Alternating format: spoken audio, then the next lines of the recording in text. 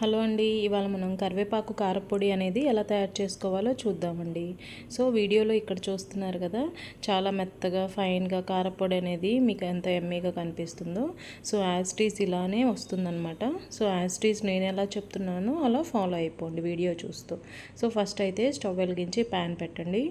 ప్యాన్లో ఆయిల్ కొంచెం వేయండి. ఆయిల్ కొంచెం హీట్ ఎక్కిన తర్వాత ఒక 100 గ్రాముల వరకు కరివేపాకు ఆకులు అనేది తీసుకోండి, లేకపోతే 2 పిరికెళ్ళు అనమాట. అలా తీసేసుకొని స్టవ్ని మీడియం ఫ్లేమ్కి అడ్జస్ట్ చేసి ఇట్లా అటు ఇటు కదుపుతూ స్లోగా ఫ్రై చేసుకోవాలన్నమాట. ఈ కరివేపాకు అనేది కడిగి నీళ్ళంతా ఎండిపోయిన తర్వాతే ఇలా ఫ్రై చేసుకోవాలి. నీళ్ళు ఉన్నట్లయితే మనకి మగ్గిపోయి అది కర్రీలా తయారవుతుందన్నమాట. సో ఇట్లా బాగా నీళ్ళన్నీ ఎండిపోయిన తర్వాత ఇలా ఫ్రై చేసుకుంటే మనకు కొంచెం క్రిస్పీగా ఫ్రై అవుతుంది. సో ఇక్కడ చూస్తున్నారు కదా, ఫ్రై అయ్యాక ఇలా నేను నలిపి చూసినట్లయితే ఇది కొంచెం పౌడర్ లాగా వస్తుందన్నమాట. ఇదిగోండి ఇక్కడ చాలా క్రిస్పీగా ఇలా వేగిపోయింది. సో ఇట్లా వేగేంత వరకు వేయించుకొని ఇప్పుడు ఇది సపరేట్గా బౌల్లోకి తీసుకోవాలన్నమాట. మరీ వేగాల్సిన అవసరం లేదండి, కొంచెం క్రిస్పీగా మీడియంగా వేగితే సరిపోతుందన్నమాట. సో అయిపోయింది. బౌల్లోకి తీసుకున్న తర్వాత మళ్ళీ పాన్లోకి ఆయిల్ కొంచెం యాడ్ చేసి అందులో ఒక 2 స్పూన్ల పచ్చెనగపప్పు వేసుకోండి, అండ్ 3 స్పూన్ల సాయి మినప్పప్పు, అండ్ 3 స్పూన్ల ధనియాలు.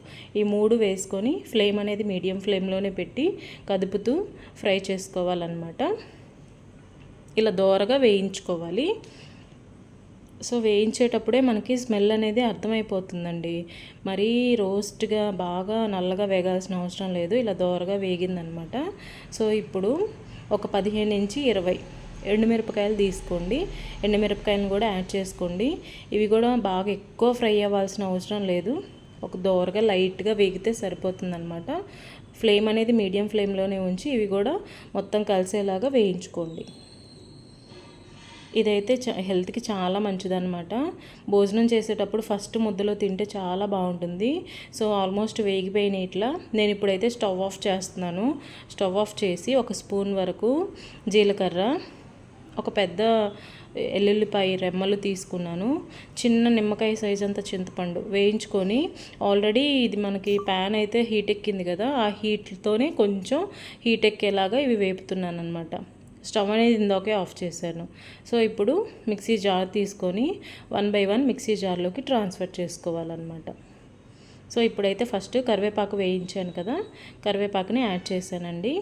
నెక్స్ట్ అయితే సాయి మినపప్పు, పచ్చెనగపప్పు ఇవి ఉన్నాయి కదా, ఎండుమిరపకాయలు, ఇవన్నీ కూడా ఇందులోకి యాడ్ చేస్తున్నాను. ఇలా మిక్సీ జార్లోకి యాడ్ చేసుకొని మొత్తం దీంట్లో రుచికి సరిపడా సాల్ట్ అండ్ 1 టీ స్పూన్ వరకు పసుపు వేసుకోవాలన్నమాట.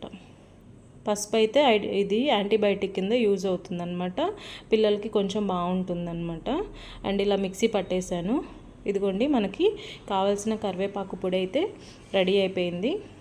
సో యాజ్ ఇట్ ఈజ్ ఇలాగే మీరు కూడా ఇంట్లో ట్రై చేయండి, టేస్ట్ అనేది బాగా వస్తుంది. ఇది కొలతలు అయితే ఇవే కొలతలండి, అండ్ హెల్త్కి కూడా చాలా మంచిది. వీడియో మీకు నచ్చింది అనుకుంటున్నాను. నచ్చితే లైక్, షేర్, సబ్స్క్రైబ్ చేయండి.